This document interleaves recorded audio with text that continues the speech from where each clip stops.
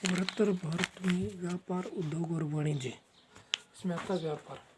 प्राचीन काल में भारत एक समृद्ध देश था। इस भारत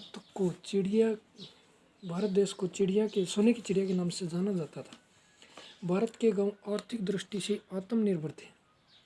विश्व के अनेक कोनों में व्यापारी भारत में निर्मित माल खरीदने आते थे। विदेशों से जल व थल दोनों मार्गों से व्यापार होता था।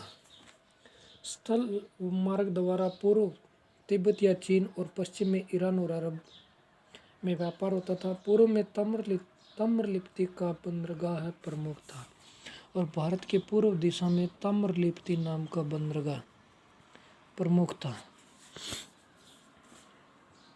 चीन, श्रीलंका, जावा तथा सुमात्रा आदि देशों में भारतीय व्यापारी इस बंदरगाह द्वारा जाते थे। बंदरगाह पर जहाज़ों के आने जाने की उत्तम व्यवस्था थी। विदेशी व्यापारी अपने साथ सोना, चांदी, लाल मणि और हीरे जवाहरात लाते थे और इनके बदले में भारत से सूती, रेशमी व जरी के कपड़े, तंबाकू व मसाला आदि ले जाते थे। प्राचीन भारत में विदेशी व्यापार काफ़ी विकसित था। बाहरी देशों के साथ व्यापार को जाने वाले व्यापारी वर्ग का मुखिया सार्थवाह कहलाता था। पश्चिमी देशों से मीठी शराब और अंजीर, चीन से रेशम तथा नेपाल से ऊन मंगवाया जाता था। लौंग व चंदन की लकड़ी लंका पहुंचाई जाती थी और वहां से उसका निर्यात पश्चिमी देशों में किया जाता था। मोती, बहुमूल्य पत्थर, सुगंधित पदार्थ, कपड़े, मसाले, नील, औषधियाँ, नारियल आदि निर्यात की प्रमुख सामग्री थी। इन वस्तुओं के बदले विदेशों से सोने के सिक्कों का भी आयात होता था। प्राचीन भारत में आंतरिक व्यापार भी उन्नत अवस्था में था। आंतरिक व्यापार की सुविधा के लिए राजमार्गों और जलमार्गों की अच्छी व्यवस्था थी।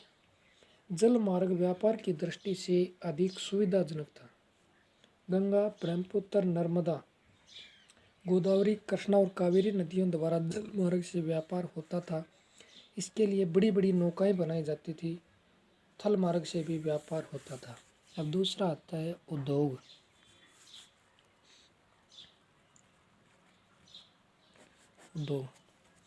प्राचीन भारत के उद्योग धंधे उन्नत अवस्था में थे। भारत के शिल्पी जिनकी विश्व भर में छाप थी। भारतीय दस्तकारों की कला का परिचय इस तथ्य से उजागर होता है कि एक मलमल का थान जो 20 गज लंबा और 1 गज चौड़ा होता था, उसे अंगूठी में से निकाला जा सकता था। भारत का मलमल इतना मुलायम था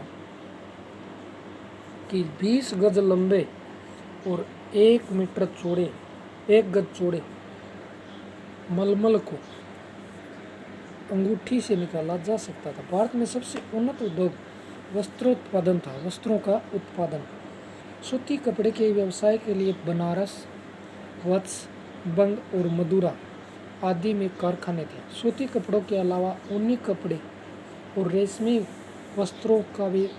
वस्त्र भी पर्याप्त मात्रा में बनाए जाते थे। चाणक्य के अर्थशास्त्र में कई प्रकार के ऊनी कम्बलों का उल्लेख मिलता है। किसमें? अर्थशास्त्र में। अर्थशास्त्र की रचना किसने की? कौटिल्य या चाणक्य।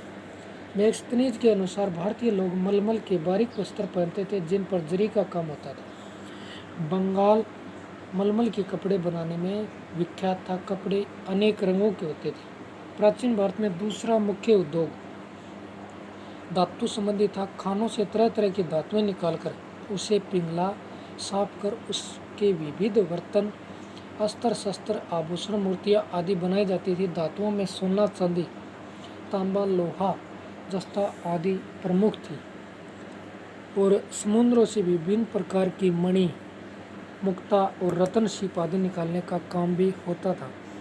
इन रत्नों का प्रयोग आभूषणों में किया जाता था। लकड़ी का व्यवसाय भी उन्नत अवस्था में था। लकड़ी की बड़ी बड़ी नावें तथा जहाज, घर के दरवाजे और फर्नीचर, बैलगाड़ियां, रथ, संदूक, घर गृहस्थी का अन्य सामान, पलंग, खिलौने आदि बनाए जाते थे।